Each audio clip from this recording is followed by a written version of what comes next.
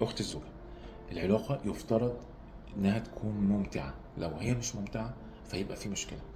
عادة أنتِ بتشوفي العلاقة كواجب عليكِ، حاجة لازم تعمليها علشان الزوج وإن هو مسؤوليتِك إنِّك تسيبيه يعمل علاقة فكون إنِّك تشوفي العلاقة كواجب عليكِ، ده بيخرّج العلاقة من متعتها ومن قيمتها، وإن أنتِ موجودة هنا علشان تخلّيه يعمل علاقة، أو إن هو يخلّص رغبته، وإن العلاقة تبقى تقيلة على صدرِك كده كأن في واجب لازم تعمليه. العلاقة يفترض إن هي تكون ممتعة ليكِ.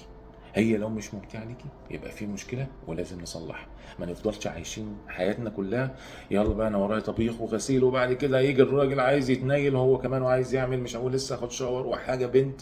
لا، العلاقه مش كده. العلاقه ان احنا بنتعب طول اليوم علشان نيجي اخر الليل بقى ايه، الناس بقى تستمتع بشويه، يبقى ضرب ضرب ضرب ضرب ما.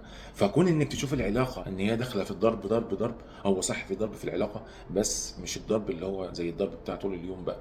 هو المفروض ان هي حاجه ممتعه، يعني دي الاجازه اللي بناخدها في اليوم لنفسنا ان احنا نستمتع بيها. فانت لو شايفه ان العلاقه دي بتعمليها على سبيل الواجب فانت عندك مشكله، محتاج انك تغيري فكرك خالص وتشوف العلاقه بشكل مختلف، ان دي الحاجه اللي بتمتعنا، دي الجايزه اللي بناخدها في اخر اليوم، ونشوف المشكله فين ونصلحها. وربما الراجل برضو شايف العلاقه بنفس الشكل، ان هي العلاقه دي معموله عشان خاطره هو بس، وان هو يفرغ طاقته مثلا ويخلص مش عارف ايه وانتهى الموضوع على كده. فاحنا محتاجين نفهم الراجل ده، وانت كمان تفهمي ان العلاقه دي الاتنين تعبانين طول اليوم وطالع عينيهم وجايين عشان يستمتعوا وياخدوا الجايزه بتاعه نهايه اليوم، واننا لازم نطلع منها احنا الاتنين سعداء ومبسوطين ومستنيين المره الجايه عشان ناخد الجايزه التانيه.